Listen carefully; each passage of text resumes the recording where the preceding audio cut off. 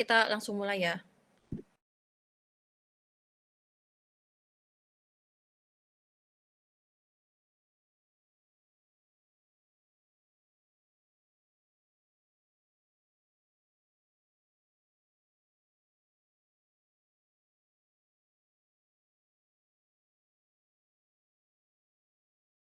Udah kelihatan apa belum ya?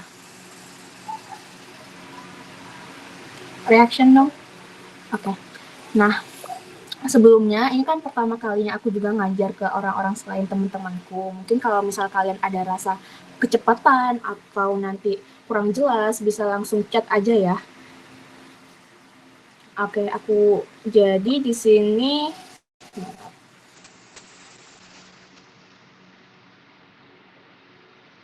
sini kelihatan belum? Udah kelihatan belum, guys? Atau nggak kelihatan?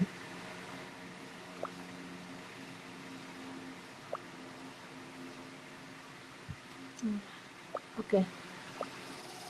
Oke, aku mulai ya. Nah, kasus pertama ini ada abses submandibular.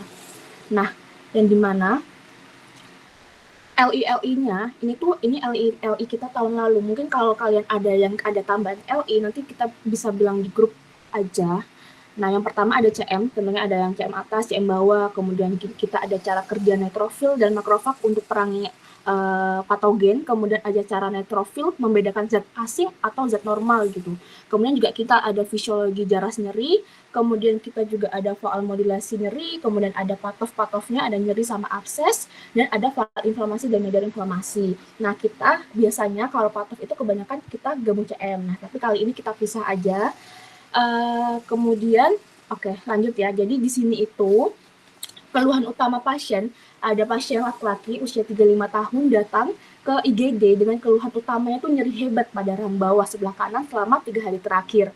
Nah, kemudian ketika kita lakukan anamnesis nih didapatkan bahwa rahang bawah itu makin parah nyerinya, udah 3 hari. Kemudian pertama kali muncul nyerinya itu setelah konsumsi makanan keras.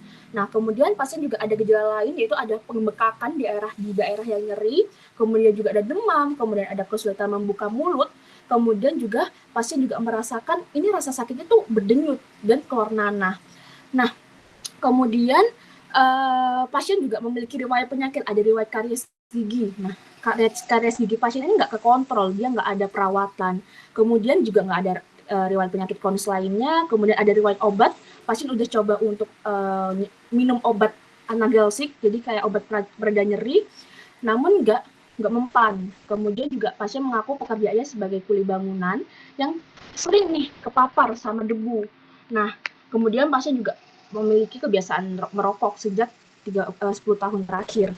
Nah, kemudian di sini setelah kita lakukan anamnesis ya, kita anamnesis, kemudian kita lakukan pemeriksaan fisik, selanjutnya ini kesadarannya masih aman, konsumedis, kemudian tekanan darahnya, TTV-nya itu normal, dengan darah normal, respiratory rate-nya normal, kemudian heart rate-nya normal. Nah, yang di sini pasien demam 38,5 nih, 38,5. Kemudian kita lakukan pemeriksaan fisik menyeluruh ekstremitas, kemudian dari kepala ada pembekakan terlihat pada rahang bawah nih. Kemudian dilihat ada eritema atau kemerahan. Kemudian peningkatan suhu lokal, jadi pembekakannya tuh ketika dipegang tuh agak hangat gitu. Kemudian ada fluktuasi atau ketika dipapasi atau dipegang, nah pembekakannya itu ada cairan, berasa ada cairan gitu, ada pengumpulan nanah.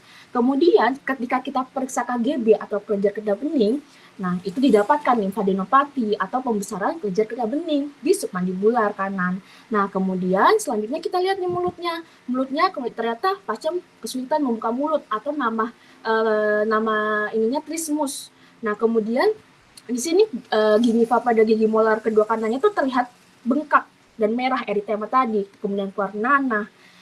Kemudian kita lihat paru-parunya normal, abdomennya juga nggak ada kelainan, kemudian ekstremitasnya juga normal. Selanjutnya kita lakukan pemeriksaan penunjang. Nah, kita dengan darah lengkap, kita tes lab, kemudian didapatkan nih HB-nya normal, leukositnya tinggi, kemudian trombositnya normal, neutrofilnya normal, limfositnya normal, kemudian kita lihat CRP-nya. CRP-nya ternyata tinggi, yang dimana normalnya itu kurang dari 10 mg, sedangkan ini 20 mg. Kemudian LED-nya itu 40, yaitu nggak normal, tinggi dia. Kemudian aku lanjut ke LI ya. Di sini udah nih penegakan dioksinnya tadi kita lihat dari anamnesisnya bahwa ada pembekakan dan lain sebagainya. Kita lihat pemeriksaan fisiknya bahwa memang ada pembekakan, ada pemeriksaan KGB, ada keluar nanah dan sebagainya. Kemudian juga kita pemeriksaan penunjang bahwa memang nih WBC-nya nih tinggi, tekanan darah white blood cell-nya tinggi. Kemudian juga CRP-nya tinggi, bahwa memang ada yang salah nih, ada inflamasi nih di tubuhnya. Kemudian di sini faktor resikonya yang pertama, pasien mengaku ada karies. Kariesnya nggak kekontrol, pasiennya nggak pernah periksa, sehingga itu akan jadi portal, pintu untuk bakteri ini masuk.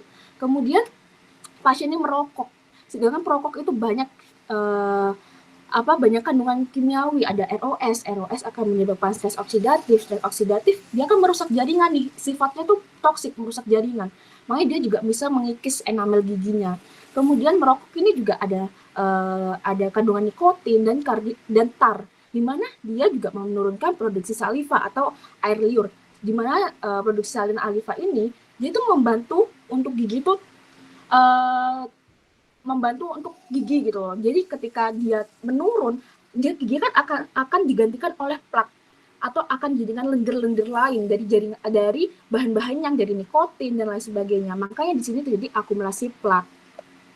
Kemudian, nah ketika akumulasi plak, pastinya bakteri itu suka nih tumbuh di sini nih. Nah, dia akan suka tumbuh sini, makanya bakterinya grow. Dia akan bertumbuh lah di situ. Yang terakhir ada oral hygiene. Oral hygiene, pasien mengaku sering kena paparan debu. Nah, paparan debu ini dia juga memiliki bahan-bahan yang akan mendukung dalam akumulasi plak, sehingga plaknya meningkat, sehingga bakteri akan bertumbuh di sana. Nah, jadi di sini pasien laki-laki 35 tahun nih, etiologinya infeksi bakteri. Bakterinya tidak diketahui, dan di sini bakteri ini dia akan membentuk biofilm. Ya, dia akan membentuk biofilm atau plak tadi, yang dimana, aku ada gambarnya nggak ya? Yang dimana, nih dia akan membentuk sebuah plak, yang dimana plak bakteri ini ketika pasien makan tinggi gula, dia akan akan menjadi substrat gitu. Jadi makanan tinggi gula itu akan menjadi substrat untuk bakteri gitu, untuk memfermentasikan gula, yang dimana hasilnya itu sebagai asam. Dia menghasilkan asam, yang dimana pH-nya akan turun nih, pH-nya turun ketika asam ini kan sangat ini ya, jadi dia akan mendemineralisasi enamel.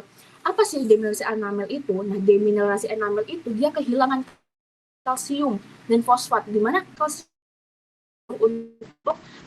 untuk pertahanan tulang. Nah, ketika dia hilang, maka enamelnya rapuh. Dia akan bisa decay atau dia bisa berlubang seperti ini. Nah, kemudian udah nih, dia udah berlubang nih. Kemudian dia akan meluas ke dentin. Kemudian dia harus menghadapi lapisan-lapisan lain kan. Nah, makanya dia merilis sebuah enzim namanya hyaluronidase dan kolagenase. Yang dimana hyaluronidase ini dia memecah hyaluran atau dia itu memecah zat-zat antar selnya. Dan juga dia mengeluarkan enzim kolagenase, dan dimana dia memecah kolagen di jaringan ikat. Nah, udah nih dia merilis enzim-enzim ini, dia makin invasif nih, dia akan masuk kemudian lebih dalam ke pulpa, dia merusak jaringan sekitar. Udah lah, dia nyampe ke pulpa nih, dia infeksi pulpanya, kemudian dia bakterinya kan ke apikal, bagian paling bawah di sini. Sebentar ya. Nah nih, dia di bagian apikal nih. Ini kan gigi nih, ini gigi, dia ke bagian bawah. Nah, di daerah apikal inilah yang dia bisa menyebar ke jaringan submandibular. Nah, udah nih dia inflamasi pada ruang submandibular. Nah, kemudian ketika terjadi inflamasi pasti akan pelepasan dari inflamasi. Apa aja? Yang pertama, dia merilis pirogen. Pirogen ini memang spesifik untuk demam, yang dimana berupa interleukin 1, interleukin 6, TNF-alfa, yang dimana dia akan merangsang nih gambarnya. Dia akan merangsang hipotalamus untuk mengaktifkan kaskade arakidonat. Apa sih arakidonat? Itu dia akan aktif ketika adanya sel injury. Nih, ketika adanya tisu injury, dia akan aktif, dia akan merasa hipotalamus nih untuk kemudian dia mengubah asam arakidonat menjadi prostaglandin E2. Nah, yang dimana oleh COX-2 atau siklooksigenase 2 di preoptik area PO atau POA. Nah, di sini nih dia kemudian hipotalamus akan meningkatkan set point sehingga suhu tubuhnya meningkat sehingga dia demam. Makanya di sini didapatkan pada pemeriksaan fisik TTV-nya 38,5 derajat Celcius. Nah, tanda-tanda inflamasi sendiri kan itu ada 5 ya. Ada 5 yang dimana ada kalor, dolor, tumor, fungsiolesa, ada rubor. Nah, ini salah satu tanda inflamasi yaitu kalor atau ada peningkatan suhu. Kemudian di sini dalam pasien menjadi inflamasi, dia juga akan merilis histamin dan bradikinin, yang dimana histamin dan bradikinin ini dia akan menyebabkan pembuluh darah vasodilatasi. Jadi pembuluh darahnya itu lebih lebar, sehingga ketika lebih lebar maka aliran darahnya ke area yang injury dia akan lebih cepat karena dia lebar. Dia akan lebih cepat mengaliri ke daerah yang injury atau hiperemia namanya. Nah, dia akan lebih cepat sehingga akan menimbulkan panas karena pembuluh darah itu dia terlalu cepat dia akan menimbulkan panas, yaitu sebagai salah satu tanda-tanda inflamasi yaitu kalor juga. Makanya di sini didapatkan pada pemeriksaan fisiknya didapatkan peningkatan suhu lokal pada area yang bengkak. Kemudian hiperemia ini juga menyebabkan eritema. Kenapa? Darah ini banyak nih dia ke daerah yang injury. Maka aliran darahnya banyak, makanya eritema. Jadi daerah situ tuh lebih merah, kemerahan, terjadi kemerahan. Nah, ini juga ada, dan inflamasi selanjutnya ada rubor. Nah, kemudian dia juga histamin dan bradikinin juga meningkatkan permeabilitas endotel atau kapiler. Jadi pembuluh darahnya itu lebih permeable terhadap cairan. Cairan yang awalnya di vaskuler, di vaskuler dia akan ke interstisial atau ke ekstravaskuler, dia akan keluar karena permeable. Jadi darahnya itu akan lebih longgar gitu, dia bisa keluar sehingga jadilah edem kemudian kemudian udah kemudian ada juga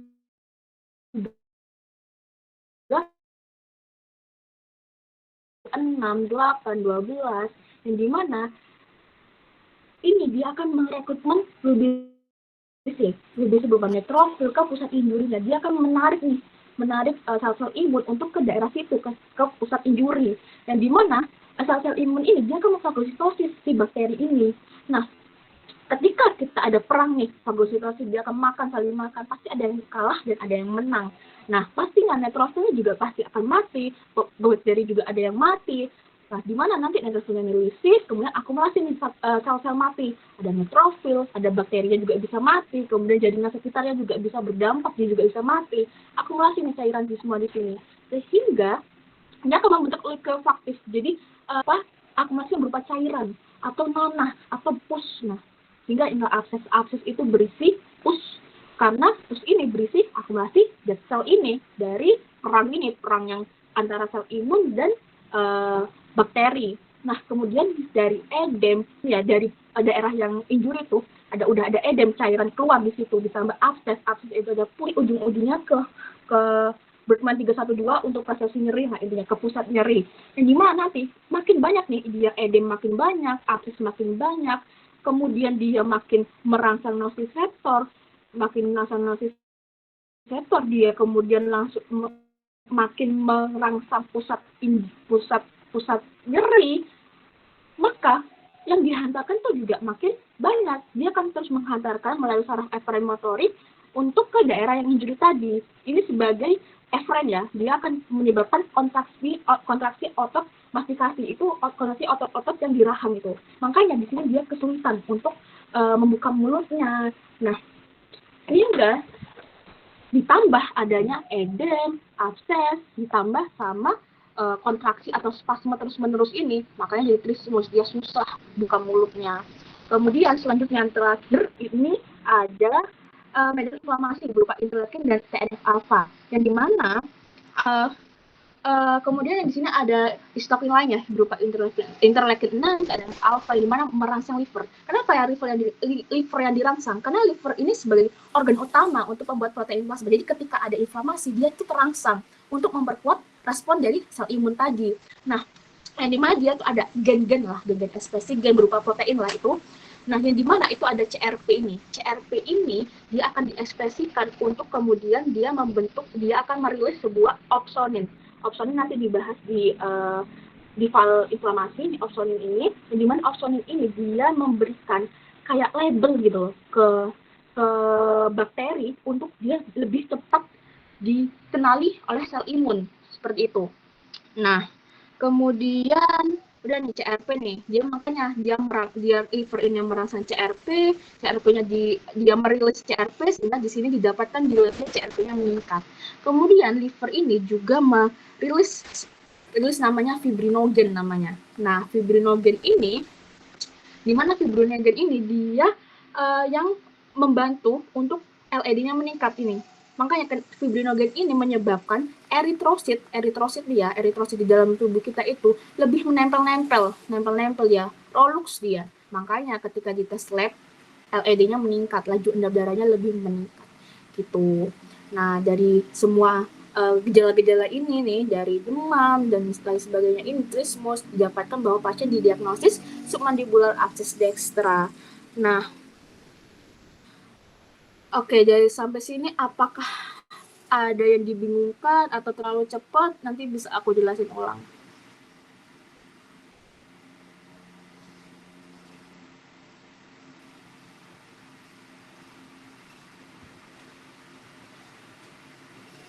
Aman kah guys? Atau kalian perlu aku jelasin ulang untuk pathway yang kalian kurang paham gitu? Jadi kita yang lain gimana? Kalau yang paham boleh reaction atau boleh tanya nih di kolom komentar. Soalnya aku juga agak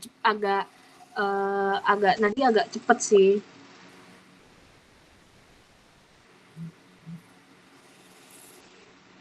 Oke. Aman? Kalau aman kita lanjut ke CM bawah nih. Atau ini yang mending malu buat tanya, nanti bisa PC aku atau PC di grup juga bisa, tanya. Ya, aku lanjut ke CM kedua ya, CM bawah. Nah, di sini dubia et bonum. Kenapa? Nah, pasti kita karena sebenarnya abses dari jadi abses submandibula ini karena terjadinya apa sih awalnya? Ini kan karena ada infeksi pada giginya. Nah, sedangkan kalau misalnya infeksi gigi, ini tuh dia bisa kemana-mana loh absesnya. Ini dari gigi, maaf, bentar. Nih, dia dari gigi nih ya, dari gigi ini, dia bisa absesnya itu ke otak, ke lain. Nih, sabar ya guys. Nih ke gigi, dia absesnya bisa ke submandibular, bisa ke bukal, dan dia komunikasinya bakal lebih banyak. Nah, tapi pasien ini ke submandibular dan dia sudah datang sesuai dengan ininya. Jadi kita bisa langsung melakukan intervensi, kita langsung bisa lakukan tata laksana awal gitu. Kemudian juga ini tergantung juga kepatuhan pasien juga bonamnya ini. Kalau pasien mau kita lakukan intervensi, kita kasih tata laksana awal, kemudian dia mau dirujuk untuk kemudian absesnya ini diambil, di drainase, di insisi, maka pasti dia akan meningkatkan prognosisnya. Nah, yang pertama di sini di diagnosisnya pertama limfadenitis. Nah, limfadenitis kenapa? Karena pas kita lakukan pemeriksaan fisik tadi, kita ada pembesaran lymph node. Kita pasti curiga, oh ada pembesaran lymph node. Karena di daerah situ itu banyak kelenjar getah bening. Nah, kemudian juga di situ nyeri yang sama. Yang membedakan apa? Nah, pada kasus ini itu nyerinya hebat. Kemudian kalau misalnya limfadenopati, benjolnya itu terlokalisir, jadi dia lebih kecil seperti benjolan gitu, dan dia nggak fluktuatif, dia nggak ada isi abses apapun, nggak ada abses. Itu yang membedakan. Kemudian abses submasseter, yang dimana dia ini ada infeksi pada gigi molar 3 nih, spesifiknya pada molar 3 di area musculus masseter. Nah, yang sama tuh apa? Nyeri pasti sama, kemudian ada bengkak juga, ada trismus. Yang membedakan apa? Ya lokasinya beda. Kemudian di sini masseter ini dia sangat-sangat trismusnya itu sangat-sangat dominan. Dia sangat berat trismusnya. Karena ini apa? Berkaitan sama musculus masseter. Ini musculus yang membantu dalam pergerakan rahang nih masseter. Makanya dia trismusnya berat. Dia sangat kelihatan trismusnya berat. Ya karena melibatkan musculus masseter. Nah, kemudian abses bukal di area gigi molar atas ya di posterior. Nah, dia juga pasti sama, pasti keluhan utama yang nyeri, kemudian ada bengkak, ada demam yang sama, kemudian yang beda apa? Pembekakannya itu bisa di sulcus bukal. Jadi di antara pipi ini sama si gusi. Ada bisa bengkak di situ. Kemudian trismus itu jarang ditemuin juga karena dia memang bukan di daerah muskulus untuk pergerakan mulut gitu. Kemudian di sini juga daerahnya ya di pipi. Jadi itu yang membedakan.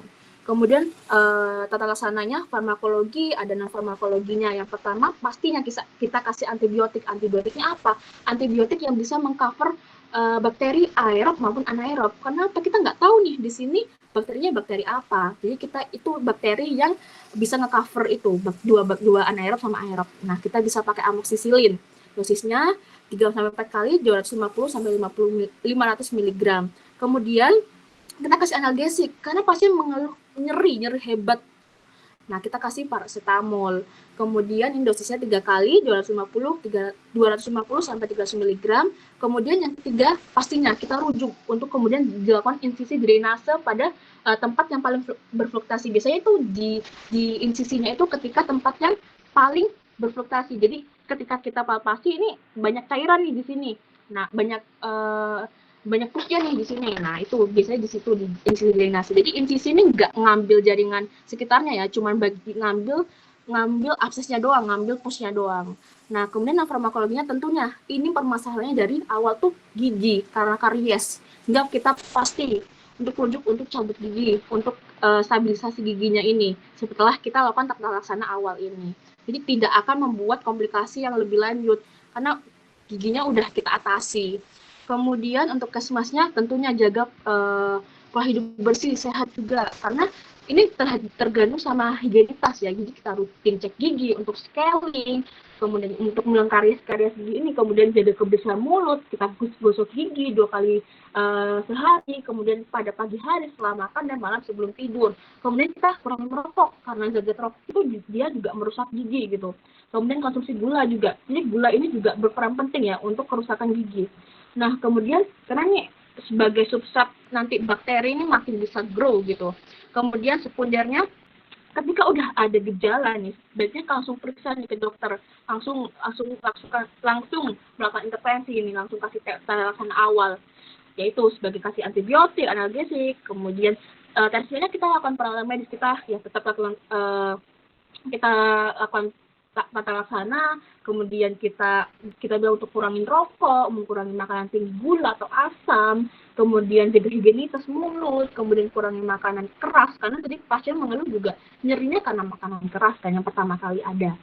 Walaupun bukan penyebab utamanya, tapi kita sarankan untuk kurangi makanan keras. Kemudian KI-nya kita komunikasikan nih pada pasien dan keluarganya bahwa pasien ini terdiagnosis abses sumandibular destra atau jadi penumpukan cairan nih di rahang bawah sebelah kanan. Kemudian informasikan kepada pasien dan keluarga mengenai penyebabnya apa. Penyebabnya ya tadi itu higienitas, adanya karies gigi dan lain sebagainya. Kemudian gejalanya tadi itu banyak kan, ada gejalanya yang dia sampai demam dan lain sebagainya. Kemudian faktor resikonya apa gitu. Kemudian edukasi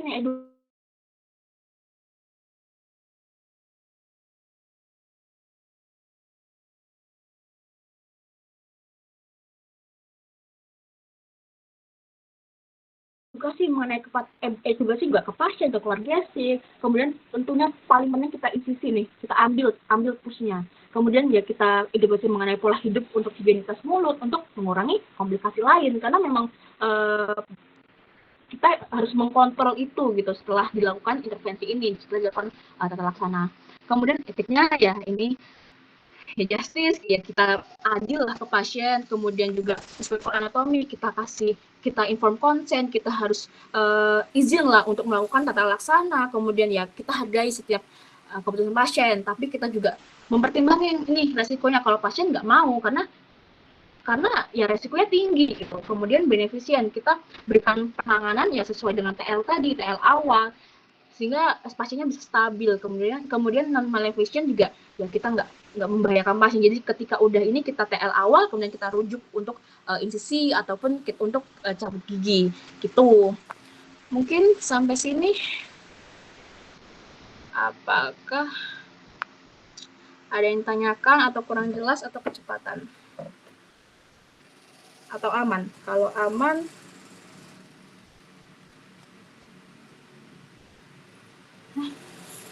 hilang kah? Ini suaraku nggak masuk kah? Masuk. Oke, masuk. Mungkin kalau misal udah aman, boleh reaction aja. Takutnya kecepatan juga. Oke.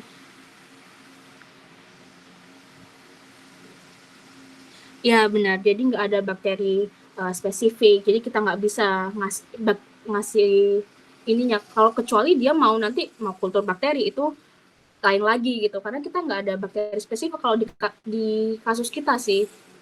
Jadi kita pakai antibiotik spektrum luas, jadi bisa mengcover bakteri aerob maupun anaerob gitu. Muka aku nggak kelihatannya. Nah, gitu. Mungkin ada pertanyaan lagi? Atau di kasus kalian emang ada sebutin bakterinya kah?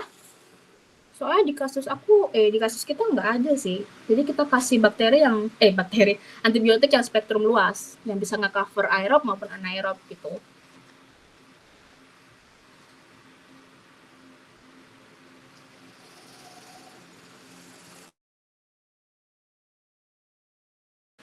Aman kah guys CM-nya? Atau mau ditanyakan?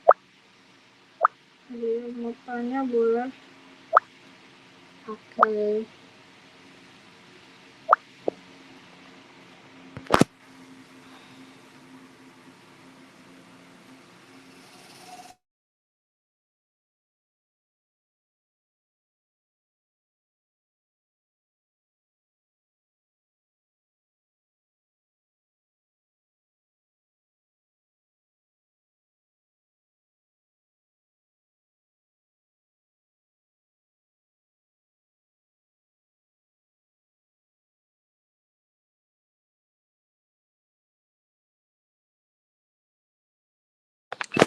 Halo guys.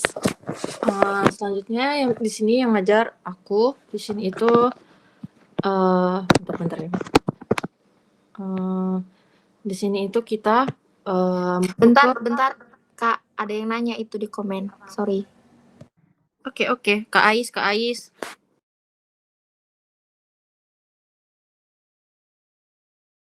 Nah, memang kan trismus itu kan karena susah dia kan susah membuka mulut gitu kan ya. Ya caranya yang pertama insisi drainase, kita hilangkan nih ininya pusnya. Kita insisi, kita keluarkan pusnya. Ya itu cara utamanya sih. Karena memang dia susah membuka mulut kan karena adanya pus, kemudian karena ada rangsangan nyeri inflamasi yang terus-menerus, makanya kita kasih insisi drainase ditambah kita kasih antibiotik untuk bakterinya biar nggak berkembang terus. Itu sih. Makanya trismusnya bakal teratasi gitu. Perlahan-lahan dia akan teratasi trismusnya. Karena memang penyebab trismusnya itu abses dan spasme otot gitu. Aman?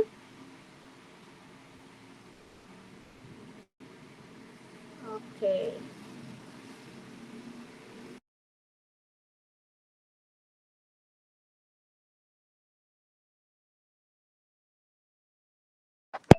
Oke, ini buat CM atas sama CM bawah nggak ada yang ditanyakan lagi ya.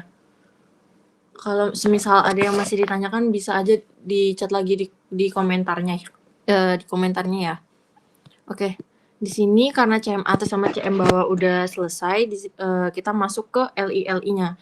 Nah, untuk LI-nya tadi kan yang utamanya kan di sini ada cara kerja neutrofil dan makrofag untuk perangi patogen, sama ada juga cara neutrofil bedakan sel asing sama sel normal di dalam tubuh. Nah, pertama kita bahas dulu yang cara kerja neutrofil sama makrofag itu untuk perangi agen. Nah, kita kan tahu sendiri kalau misalnya neutrofil sama makrofag ini kan dia itu merupakan sel-sel imun tubuh. Jadi dia itu merupakan sel-sel darah putih yang dimana dia itu memiliki fungsi untuk melakukan fagositosis pada pada bakteri ataupun hal-hal yang bersifatnya tuh tidak seharusnya ada di dalam tubuh itu diserang sama neutrofil sama makrofag ini. Nah, yang dimana pada kasus ini kan dia itu kan kita curiga kan kalau si pasien ini kan kalau dia itu ada bakteri kan di daerah giginya itu. Oleh karena itu si neutrofil sama makrofag ini dia berperan penting untuk memerangi si bakteri ini. Nah, yang dimana untuk cara kerjanya tersendiri ini karena adanya proses dari inflamasi. Nah, adanya proses inflamasi atau peradangan di daerah yang dimana bakteri ini menyerang daerah gigi itu akan mengakibatkan si permeabilitas si kapilernya ini meningkat. Nah, yang dimana kalau misalnya permeabilitas kapiler ini meningkat, dia itu tuh mengakibatkan si celah atau pori-pori kapiler yang ada di daerah sini. Nih, kan biasanya kan pembuluh darah ini kan dia kan terdiri dari sel-sel endotel kan, yang dimana antar sel endotel ini kan dia punya celah. Nah, yang dimana kalau misalnya si permeabilitas kapiler ini meningkat, dia itu ngakibatin si celah antar endotel ini atau pori-porinya tuh dia akan melebar. Nah, melebar yang dimana ketika dia ini melebar itu bisa ngakibatin sel-sel yang lewat atau sel-sel darah yang lewat di sirkulasi darah ini jalanlah dia di sini pokoknya dia kayak ada mendeteksi kayak ini tuh terbukanya lebar, dia nanti akan masuk ke dalam celahnya ini. Nah, celah dan pori-pori kapiler ini melebar itu nanti terjadilah proses marginasi terlebih dahulu. Nah, proses marginasi itu sendiri ini jadi komponen-komponen yang jalan-jalan di sirkulasi ini nanti dia itu akan nempel pada lapisan dalam dari si pembuluh darah ini yang di daerah sini. Nah, makanya ini kan dia berjeret-jeret kan.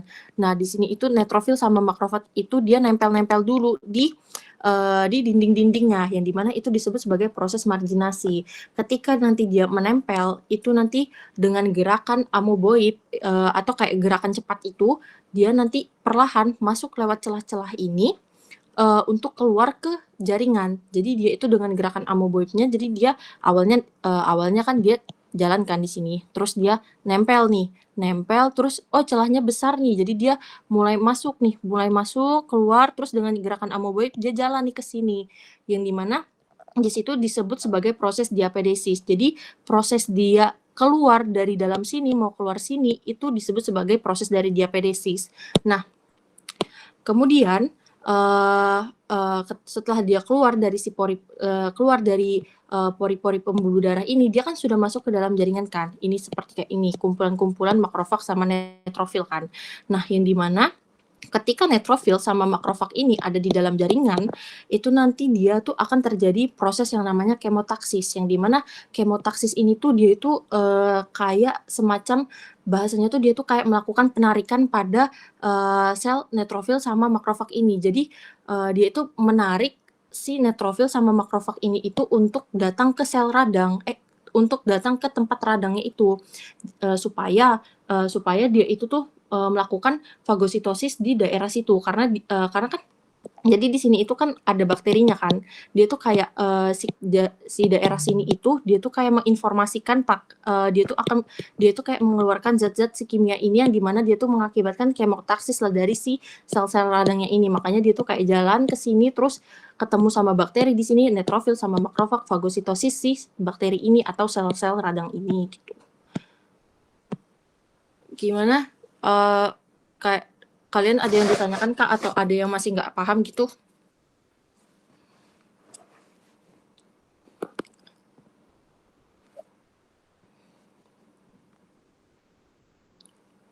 Halo guys, paham Kak atau bingung gitu mungkin?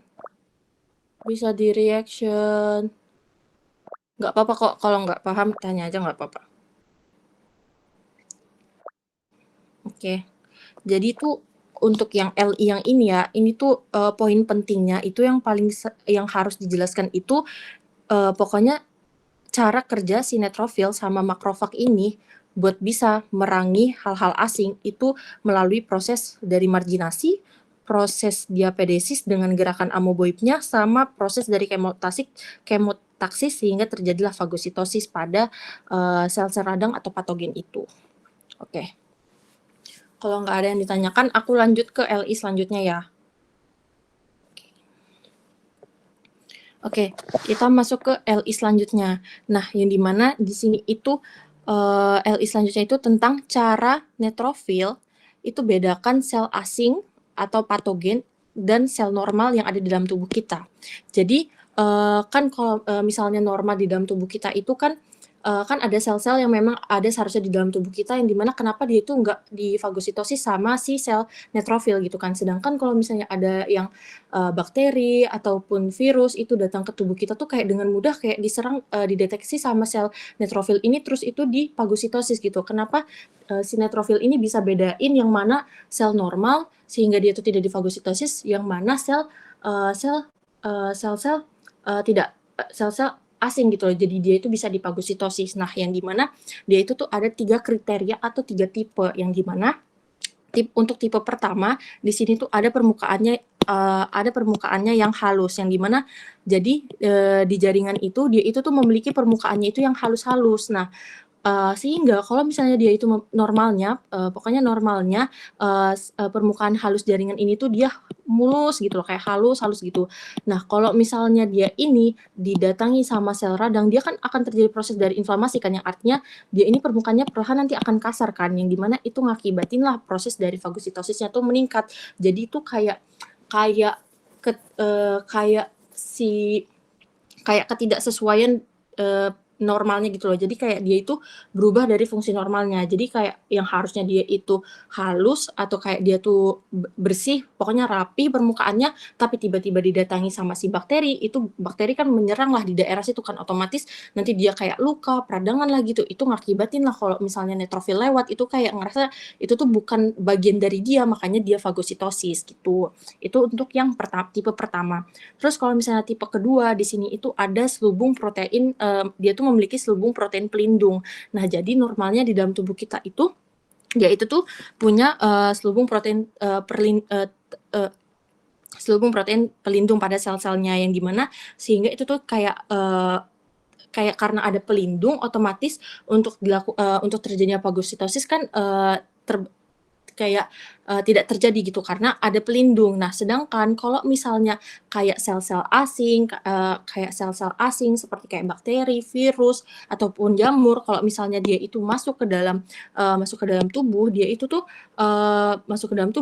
tuh tidak memiliki mereka itu tuh nggak memiliki selubung pelindung ini, sehingga dia itu tuh akan mudah dideteksi sama neutrofil untuk untuk memfagositosis dia. Jadi kayak misalnya normalnya itu ini sel kan, sel normalnya dalam tubuh kita gini bulat, terus itu dia tuh punya pelindungnya gini. Sedangkan misalnya bakteri masuk ke dalam kita tuh cuma datang ke dalam tubuh kita tuh dengan posisi kayak gini, dia nggak punya sel pelindungnya. Otomatis kalau misalnya si sel neutrofil atau pokoknya neutrofil, sel-sel imun itu datang mendeteksi adanya perbedaan ini, dia nanti akan lebih mudah difagositosis gitu. Jadi lebih mudah difagositosis gitu karena dia nggak ada pelindungnya. Terus yang ketiga di sini itu ada tipe yang dimana dia itu ada proses dari sistem imun tubuh sendiri, yang dimana sistem imun tubuh sendiri kan dia itu kalau misalnya ada bakteri ataupun virus yang datang kan itu kalau misalnya nggak bisa dibantu sama sistem imun tubuh yang pertama, itu kan nanti akan berlanjut ke sistem imun yang kedua kan, yang dimana nanti dia tuh perlahan akan membentuk antibodi untuk menandai si virus ataupun bakteri yang nggak bisa disembuhkan ini kan. Nah, yang dimana ketika dia ini membentuk antibodi ini, dia itu ada peran atau kerjasama juga bersama C3 kaskade komplement, yang dimana ketika antibodi sama C3 kaskade komplement ini bersama, itu nanti dia itu akan melekat pada si sel asing. Jadi sel asing ini tuh awalnya kan dia itu kayak sama sistem imun yang awal-awal itu dia nggak bisa dihancurkan. Nah, jadi si sel asing ini kan pas dia datang itu kan dia itu nggak bisa diserang sama sel-sel yang sel-sel awal gitu kan. Nah, yang dimana karena adanya peran dari antibodi sama ini C3 kaskade komplement ini bersama dia itu tuh menempel pada permukaan si sel permukaan membran sel asingnya ini sehingga dia tuh kayak mudah ditandain sama sel-sel darah putih lainnya sehingga dia itu mudah untuk dilakukan fagositosis begitu. Yang dimana proses dari ini proses adanya peran dari antibodi bersama dengan C3 kaskade komplement ini disebut sebagai proses dari opsonisasi. Oke, kalian ada pertanyaan kah untuk ini? Apakah aku kecepatan? Mungkin bisa ditanyakan gitu.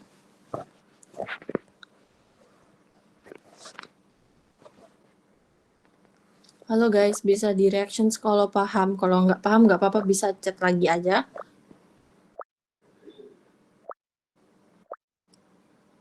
Oke.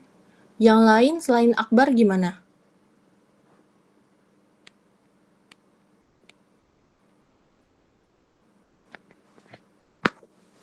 Halo? Kayak ini deh, siapa? Alvinda, Anita gimana? Anissa gimana? Cia, Dona, Elvira, Eriva, Ika, Lista, Nadida, Omega, gimana? Aman. Kalau masih bingung bisa tanya aku ya. Nanti bisa ku VN lagi juga di dalam grup kalau misalnya masih bingung.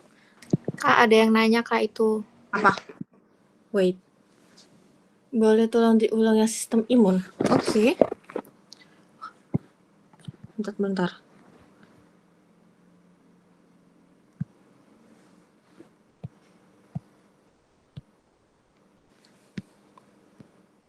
Sih.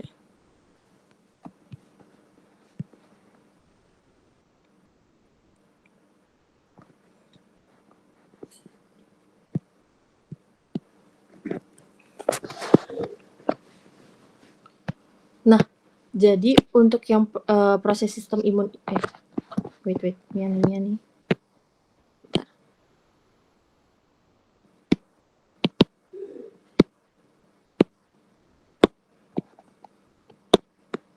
Nah, jadi kan normalnya itu kan di dalam tubuh itu kalau misalnya ada bakteri masuk ke dalam tubuh, itu kan tubuh itu kan kayak ada prosesnya tersendiri atau disebut juga sebagai sistem imun yang dimana dia itu tuh kayak mendeteksi pokoknya si sel asing ini tuh dia harus dimakan gitu loh, harus dihancurkan gitu kan. Nah, yang dimana dia itu kan ada yang sistem imunnya itu yang innate dan adaptif.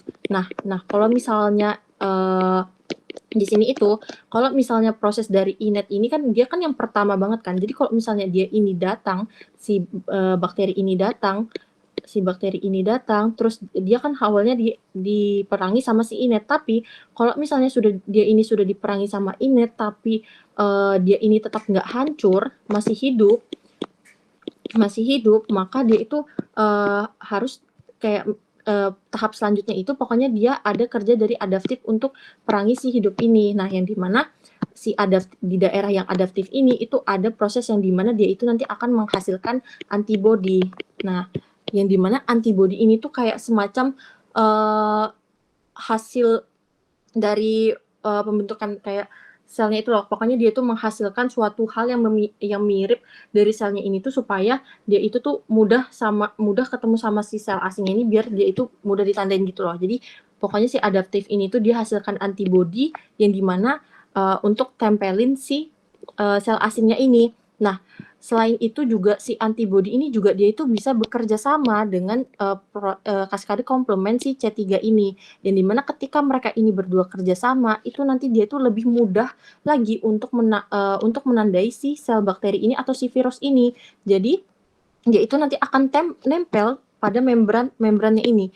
Jadi kan si bakteri itu kan pasti posisinya kan kayak gini kan. Terus dia kan permukaannya ini kan punya membran kan. Jadi karena adanya si C3 sama si antibodi ini bekerja sama, mereka dia itu mudah lah nempel sama permukaannya ini. Sehingga kalau misalnya udah kayak ada tanda nih ini harus difagositosis gitu kan. Harus difagositosis gitu kan. Jadi kalau misalnya sel neutrofil yang lewat terus dia ketemu sama tanda ini, berarti dia tuh harus ke sini untuk menghancurkan si sel-sel ini, si sel-sel radang ini, si apa sih namanya, si bakteri ini atau si virus ini gitu. Nah, proses kerjasamanya si C3 sama si antibodi ini disebut sebagai proses dari opsonisasi gitu. Gimana? Dona, aman kah?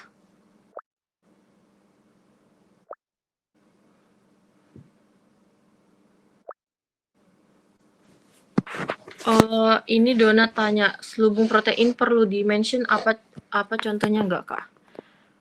Kalau contohnya sih aku baca ini itu di Guyton ya. Kalau di Guyton sendiri sih dia tuh nggak mention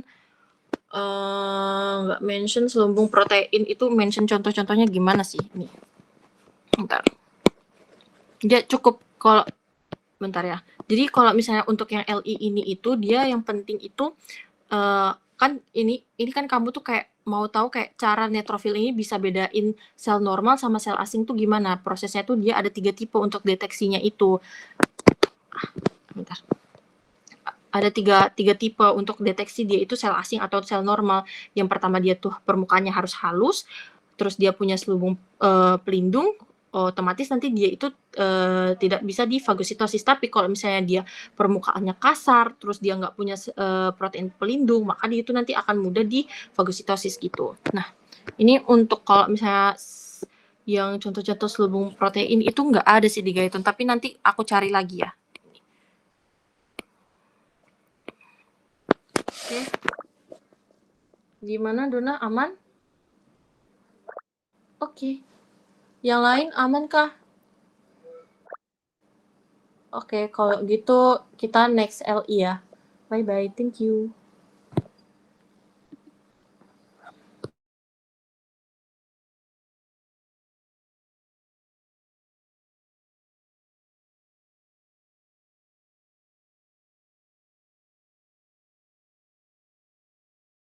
Oke, kita next LI ya. Bentar aku share screen dulu.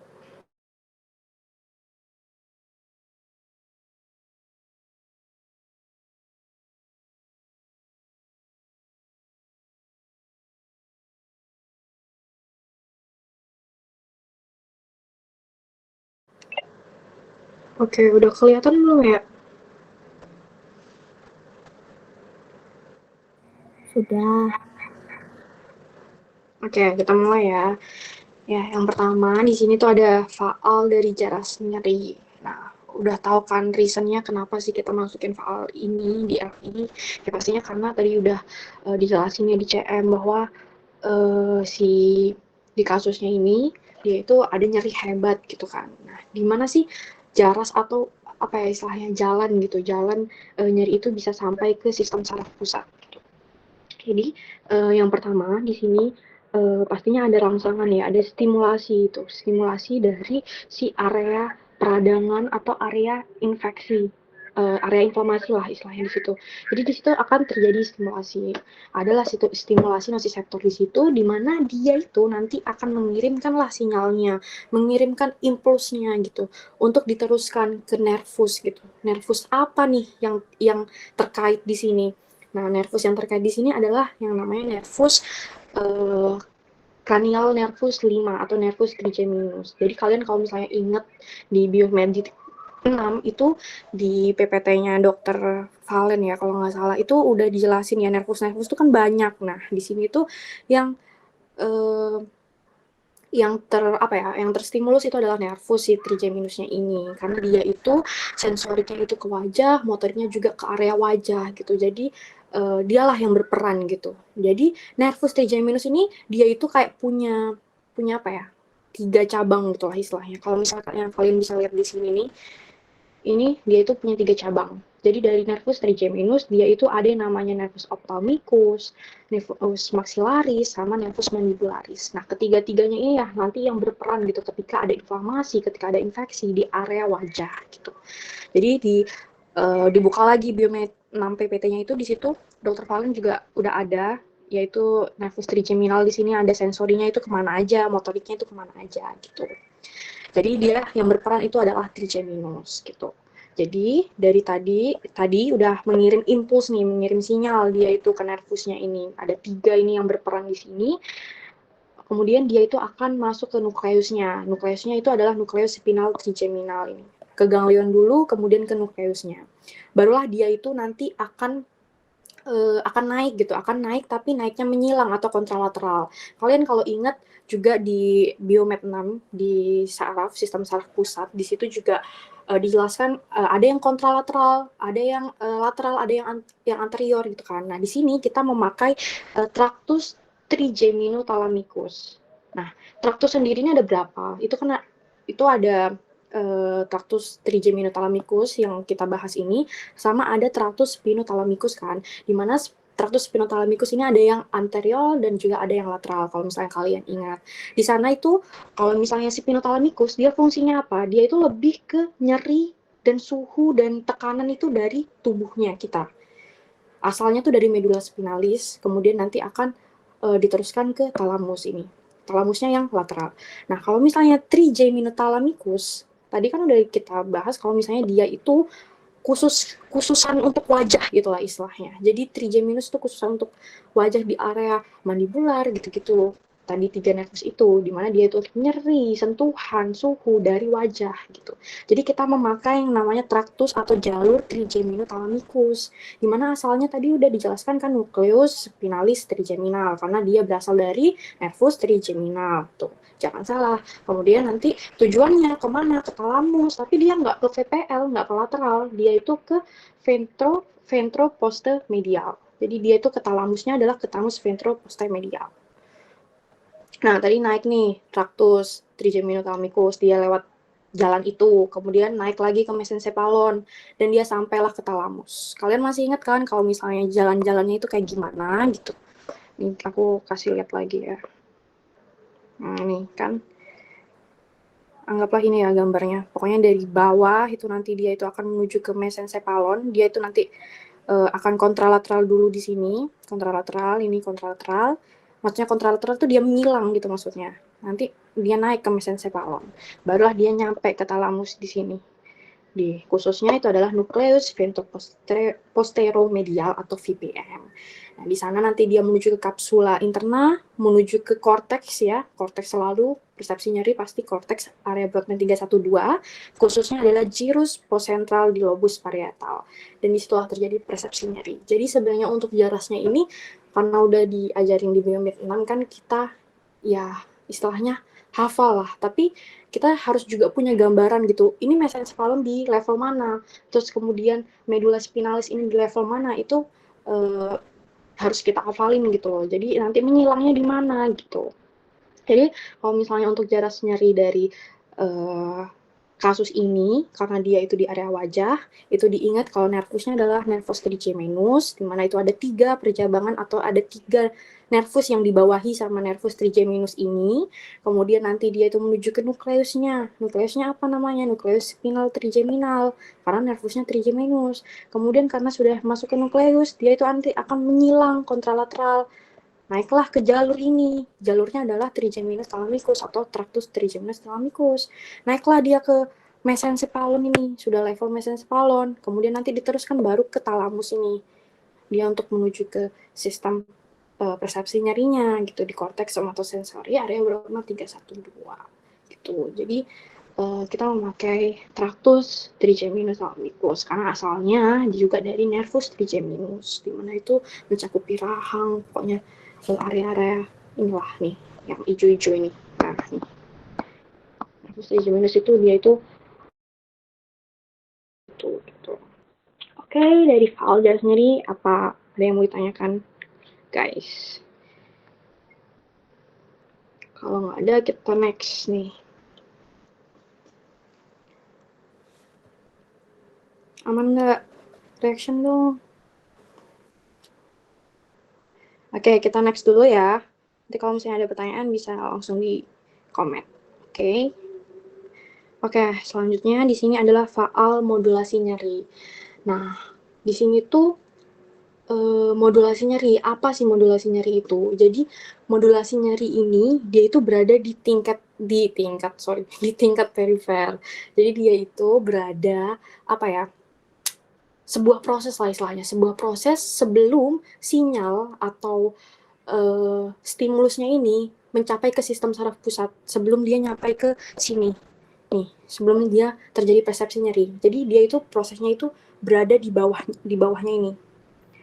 Di mana tempatnya? Lokasinya ada di medula spinalis atau tepatnya di substansia gelatinosa ini. Jadi dia itu berada di level medula spinalis. Nah, nih. Jadi dia itu berada di medula spinalis. Dia itu terjadi modulasi nyeri. Jadi modulasi nyeri ini tujuannya apa sih? Tujuannya itu dia itu untuk mengatur seberapa sih kuat nyerinya yang harus kita transmisikan ke otak gitu, sehingga terjadi persepsi nyeri. Jadi disitulah kayak terjadi proses, harus seberapa persen ya nyerinya harus aku sampaikan ke otak ini gitu. Atau kalau misalnya ketika dirasa sudah nyerinya tuh hebat banget atau kuat banget, itu tuh ada dari tubuh kita tuh ada kompensasi gitu, kayak nih harus diturunkan. Nah, itu prosesnya itu dari modulasi nyeri ini juga. Dan kemudian modulasi nyeri juga ini berhubungan sama farmakokinetik.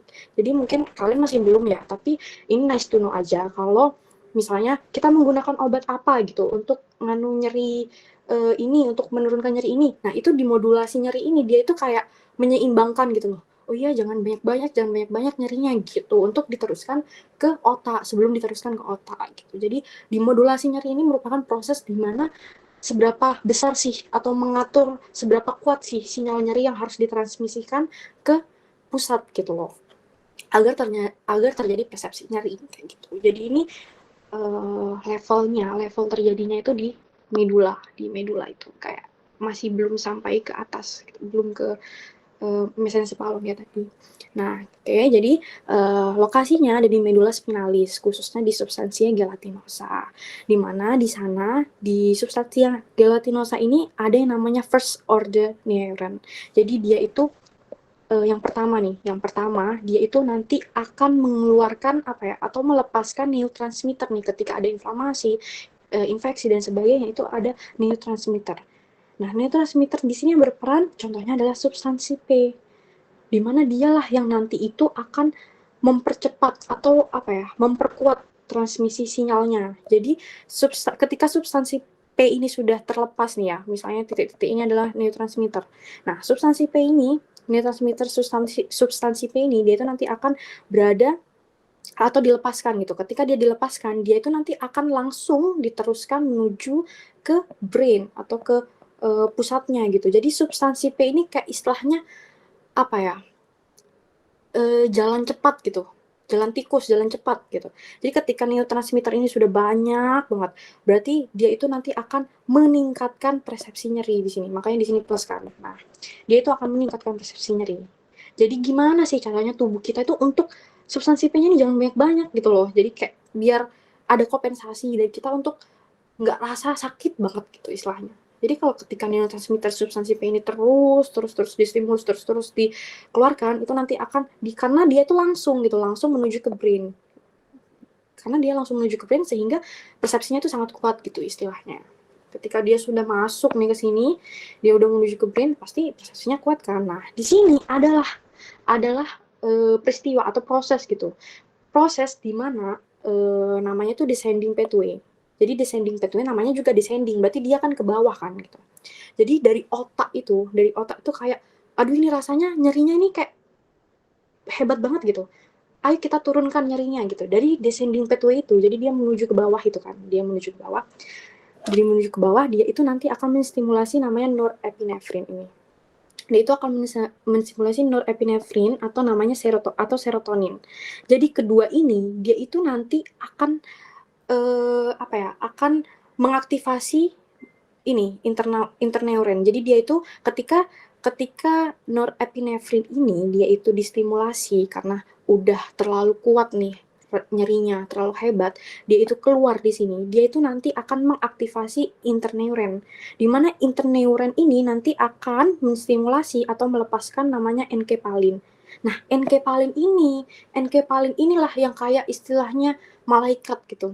Dia itu enkepalin inilah yang akan menghambat si neurotransmitternya untuk banyak gitu. Jadi karena dia neurotransmitternya ini jadi berkurang. Itu tadi, tapi dia itu harus distimulasi dari otak gitu. Otak itu kayak ngirim sinyal, oh ini udah kebanyakan. Makanya ada descending pathway. Descending pathway, dia itu menuju ke bawah, mengeluarkan ini, norepinefrin dan serotonin untuk aktivasi interneuron. Ketika interneuron yang sudah aktivasi, dia itu akan mengeluarkan yang namanya enkepalin atau malaikat ini. Nah, malaikat inilah yang istilahnya dia itu akan mengurangi neurotransmitter atau kayak memperangi neurotransmitter gitu lah istilahnya. Jadi dia itu yang menghambat neurotransmitter untuk banyak sehingga persepsi nyerinya bisa berkurang kayak gitu. Jadi itu proses modulasi ini tujuannya untuk memperkuat atau menurunkan persepsi nyeri yang nanti akan dikeluarkan dari sistem saraf pusat gitu. Levelnya di mana? Di medula spinalis sebelum dia menuju ke talamus. Karena kalau di talamus kan pasti udah dipersepsikan kan udah ada nyeri gitu istilahnya. Jadi yang berperan di sini yang pertama adalah neurotransmitter untuk meningkatkan banyak terstimulasi, banyak rilis itu maka nyerinya banyak gitu. Dan kemudian untuk malaikat baiknya itu adalah enkepalin. Enkepalin dari mana? Itu dia dari interneuron yang teraktivasi. Interneuron teraktivasi itu dia dari mana sih? Yaitu dari descending pathway. Dari mana descending pathway? Dari otak. Dia itu kayak bilang, udah cukup nyerinya gitu. Ayo kita mengeluarkan norepinefrin ini. Norepinefrin dikeluarkan, aktivasilah interneuron. Interneuron aktivasi, dia mengeluarkan malaikat ini untuk menghambat si neurotransmitternya sehingga persepsi nyerinya yang diteruskan ke otak itu tidak terlalu kuat kayak gitu. Nah, di sini udah ya itu untuk prosesnya gitu. Nah, kemudian di sini ini ada tambahan aja sih. Jadi ini tuh kayak sensitisasi nociceptor. Jadi kayak ada hiperalgesia primer dan hiperalgesia sekunder. Jadi hiperalgesia itu kayak peningkatan respon terhadap stimulus. Jadi nyerinya itu terasa semakin kuat gitu. Itu ada 2 tipe atau ada 2 jenis, yaitu ada yang primer sama yang sekunder. Ini kalian bisa nice to know aja. Kalau misalnya yang primer itu dia itu ada di area lukanya, area luka itu sendiri gitu. Jadi ketika ada mediator inflamasi, misalnya histamin, serotonin, bradykinin, prostaglandin, itu dia akan meningkatkan sensitivitas nyeri gitu. Kemudian kalau yang sekunder itu di sekitar lukanya. Jadi di sekitar lukanya itu kayak ada aktivasi dari inflamasi neurogenik, contohnya neurotransmitter tadi itu, di mana persepsi nyerinya juga itu akan meningkat. Jadi hiperalgesia itu istilahnya kayak respon nyeri yang berlebihan gitu loh. Itu ada 2 macam, ada primer, ada sekunder gitu. Oke, itu sudah dari modulasi nyeri. Atau ada yang ini agak kompleks ya, tapi sebenarnya kayak gitu aja gitu loh, maksudnya kayak jalurnya itu seperti itu gitu untuk memperkuat dan menurunkan nyerinya, memperkuat atau menurunkan nyerinya gitu. Jadi makanya ini dimasukkan ke LI karena di sini kan nyerinya hebat kan gitu, beberapa hari dia gitu nyerinya hebat. Makanya di sini apa sih yang berperan gitu ketika nyeri itu hebat itu apa gitu, makanya di sini dijelaskan gitu. Inilah proses dimana nyeri itu bisa hebat, bisa kuat, atau dimana nyeri itu akan turun gitu rasanya ketika tubuh kita udah nggak kuat banget gitu, tubuh kita udah mengirimkan sinyal udah turunin gitu, atau ketika tubuh kita mengonsumsi obat. Nah itu juga yang berperan adalah modulasi nyeri gitu, dimana dia nanti akan menurunkan persepsi nyerinya kayak gitu. Apakah ada yang mau ditanyakan guys? Tanyain aja, ayo tanyain daripada bingung. Atau mau ada yang kuulang juga, kira-kira aku kecepatan atau gimana, bisa di komen atau reaction dong.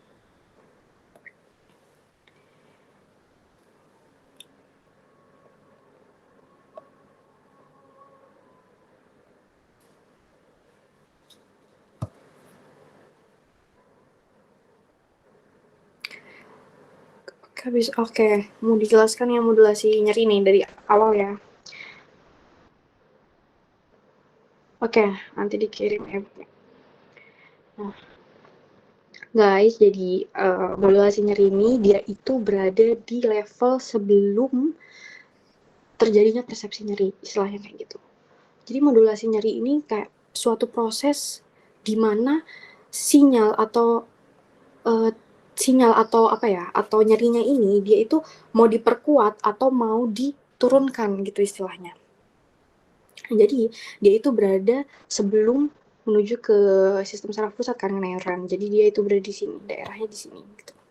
Atau yang namanya substansia gelatinosa. Jadi pertama ketika ada infeksi, ada inflamasi, ada luka itu, dia itu akan merilis yang namanya neurotransmitter. Neurotransmitternya itu berupa substans P. Jadi substans P inilah yang istilahnya dia itu iblisnya. Kita bilang dia iblis.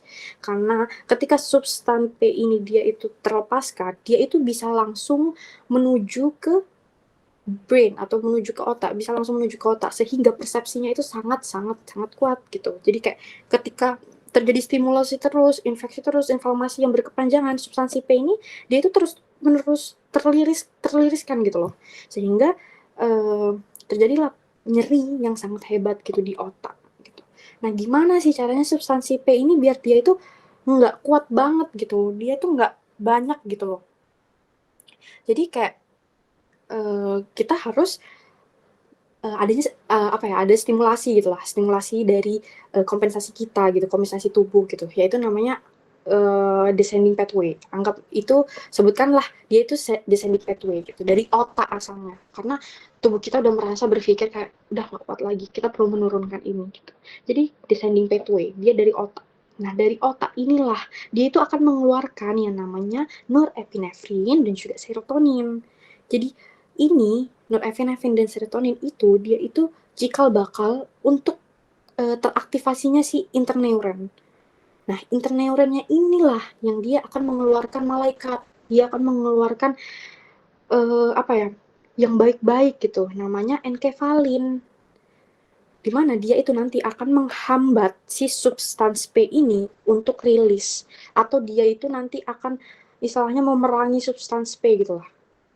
Jadi biar substans P-nya ini nggak banyak, biar enkefalinnya aja yang banyak, biar malaikatnya aja yang banyak. Jadi kayak iblisnya ini jangan banyak-banyak gitu. Gunanya apa? Yaitu tadi, gunanya untuk menurunkan persepsi nyeri yang akan diteruskan menuju ke otak gitu. Kalau misalnya nggak ada ini, ya substansi P-nya makin banyak gitu. Tapi kan secara naruli ilmiah gitu, kita kan pasti ada yang namanya kompensasi dari tubuh gitu. Inilah yang dia yang berperan gitu, dia yang mengeluarkan gitu, dia yang baik gitu, yang berperan baik gitu istilahnya. Jadi ketika dia itu sudah rilis nih, wah awas kamu, aku makan substansi P ini. Nah, jadi substansi P-nya itu dia itu bisa menghambat substansi P untuk tidak membuat persepsi nyeri yang kuat gitu, yang nanti akan diteruskan menuju ke otak gitu, terjadilah persepsi nyeri. Jadi gitu, jadi substansi P ini istilahnya dia iblisnya lah. Nah, sedangkan enkepalin ini dia itu malaikatnya, dia itu yang menghambat si substansi P-nya ini untuk kayak udah jangan banyak-banyak nyerinya gitu, untuk diteruskan ke otak kayak gitu. Jadi ingat, modulasi nyeri itu adalah proses gimana kita mau gimana si transmisinya ini kuat, gimana transmisinya ini hebat untuk diteruskan ke otak, atau bagaimana transmisinya ini menjadi lemah, menjadi menurun untuk diteruskan ke otak juga gitu. Jadi itu sebuah proses seperti itu. Seperti itu guys. Apakah sudah jelas? Siapa tadi? Rifa. Oke. Yang lainnya gimana? Apakah udah jelas modulasi nyeri? Oke, kalau udah jelas kita lanjut ya, biar nggak kemalaman. Tapi kalau misalnya kalian mau nanya-nanya lagi, bisa di grup atau mau cari, oh ini di PPT mana kak, ini di e-book mana gitu, silakan ya. Oke, thank you. Next guys.